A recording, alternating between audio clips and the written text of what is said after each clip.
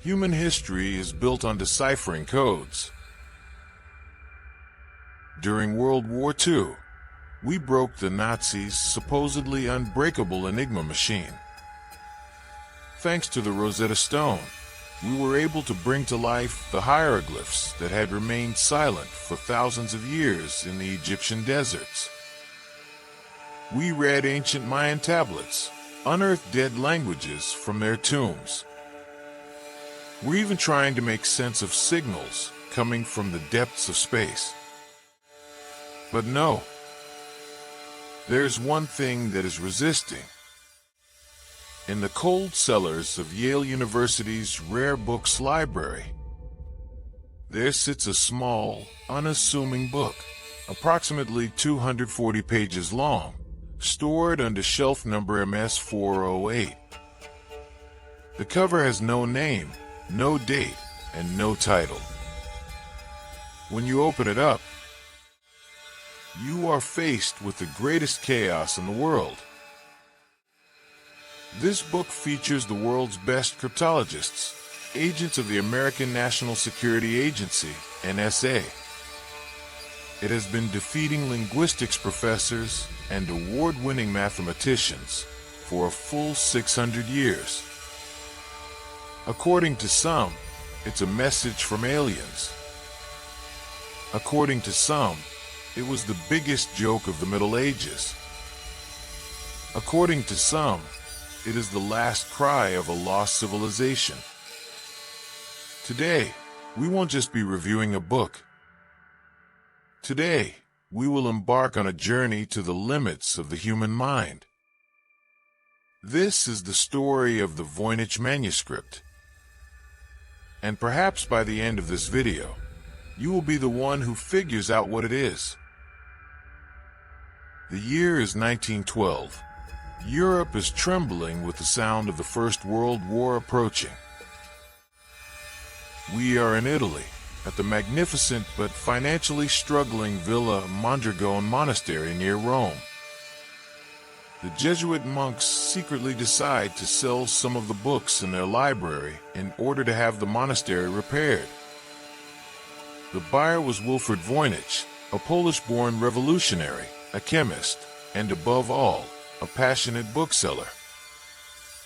As Voynich browses through the dusty chests, his eye catches a piece of leather. The book is neither large nor ornate. But when he picked it up, he sensed something strange. The book's language is unlike anything he had ever seen before. It is not Latin.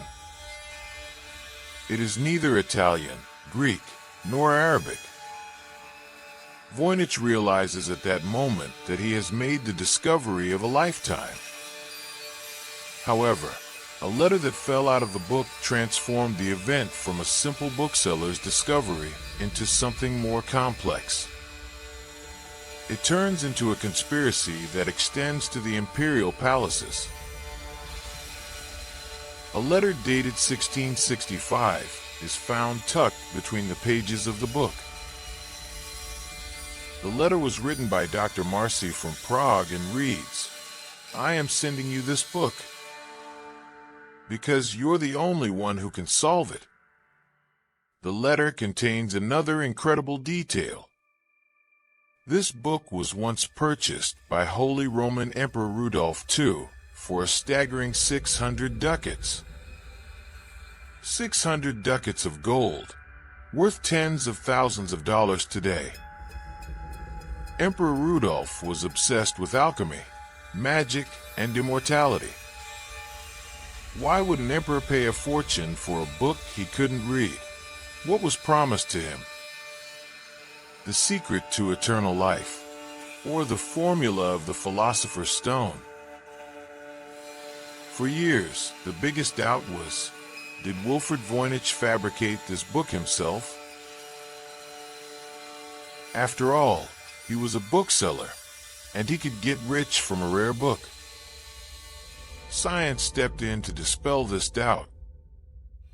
In 2009, the book underwent the most comprehensive test to date at the University of Arizona. Radiocarbon dating method. Scientists cut millimeter-sized pieces from the book and examined its atoms. The results silenced all the skeptics.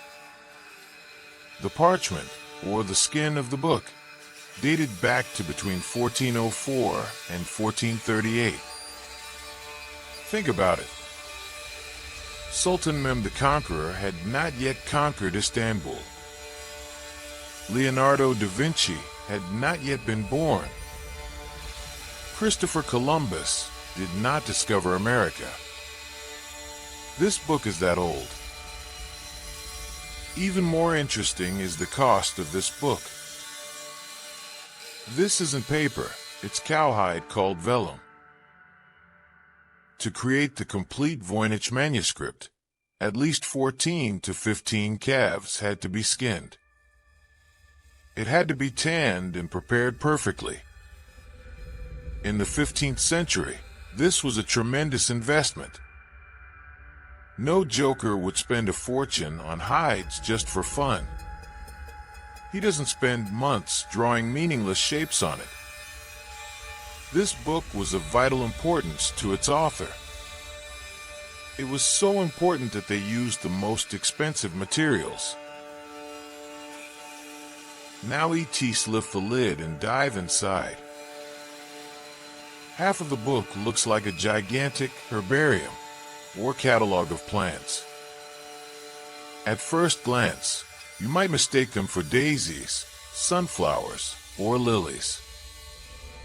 But when you approach it as a botanist, your brain plays a trick on you. The drawings are like Frankenstein monsters. The root of one plant was taken from another species.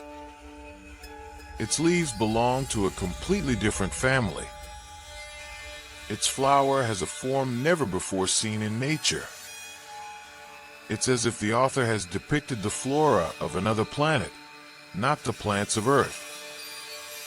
Or were these plants extinct medicinal herbs that we don't know about today? We keep turning the pages.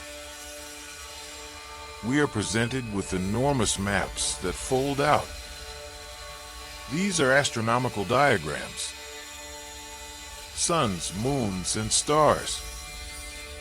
There are familiar zodiac signs involved, but something is wrong. The Sagittarius archer is not a traditional human being, but a strangely dressed creature. Scorpio is like a lizard. To whom did this calendar belong? Under which sky was it drawn? And the most disturbing part, biology. Here we see hundreds of naked female figures.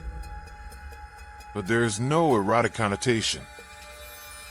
On the contrary, there is a medical and mechanical coldness. Women are bathing in pools filled with green and blue liquids. These pools are connected by strange pipes. It's as if he's describing the internal structure of an organ, perhaps a uterus or a spa system. The women have swollen bellies. Most experts believe this is related to pregnancy and childbirth. During the Middle Ages, due to pressure from the church, birth control and women's health issues were considered taboo topics. Could this book have been a forbidden medical text hidden from the Inquisition? Now, let's get to the main point: writing. The Voynich alphabet consists of approximately 25 to 30 characters. Elegant, curvilinear, and definitely written with a sense of habit. In other words, the author wrote without hesitation, without thinking. Linguists have a rule they call Zipf's law. In natural languages, there is a mathematical ratio between the most and least frequently used words. If you press keys randomly on the keyboard, you won't be able to achieve this ratio. But Voynich fits this rule perfectly. Word repetitions, sentence structures, spelling systems.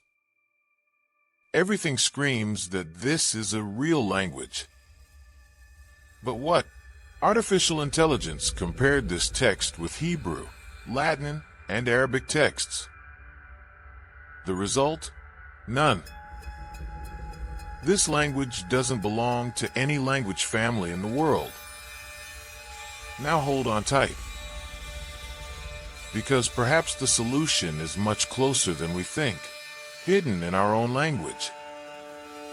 In 2018, Turkish researcher Ahmet Ardik and his family put forward a thesis that shook the academic world. According to them, Voynich was not a code. Voynich was a Turkic dialect written in a phonetic form. The theory was this: the person who wrote the book didn't know the Latin alphabet, but they understood the Turkish words they heard. He had put it on paper using symbols he had invented himself. Ardik got shocking results when he analyzed some of the words. For example, the word written next to a drawing of a plant indicated the harvest time of that plant. In another drawing, the word ogre, meaning dead, lifeless, could be read next to a figure that appeared to be dead. Elsewhere, the word ezer. If this theory is correct, the Voynich Manuscript reveals a part of Central Asian Turkic culture. Perhaps it's a copy of shamanic herbal knowledge that was brought to Europe. This theory hasn't been 100% proven yet, but it's considered one of the most consistent readings to date. 600 years, 240 pages, tens of thousands of words, and zero solutions. The Voynich Manuscript is perhaps the most beautiful poem ever written against human arrogance. It reminds us that we can never know everything, and that some pages of history will remain closed forever. Perhaps one day, artificial intelligence will crack that last lock as well. Or perhaps the lock never existed. Perhaps this book was a mirror speaking only to its owner. What do you think Voynich is? A lost medical book? A Turkish encyclopedia? Or is this the most expensive joke in history? I'm waiting for your theories in the comments. See you in the next mystery. Goodbye.